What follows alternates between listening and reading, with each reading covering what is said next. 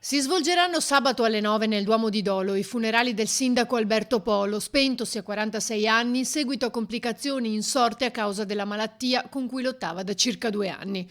Le restrizioni collegate alla pandemia permetteranno la partecipazione a familiari e amici stretti, per questo la cerimonia sarà trasmessa anche in diretta streaming sui canali ufficiali del comune.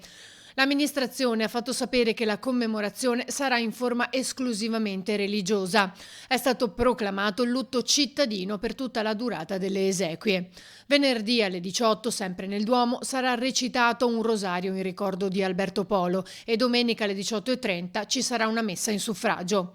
Appena l'emergenza Covid lo renderà possibile, la Giunta si è impegnata a organizzare un momento di commemorazione civile e pubblica in sicurezza.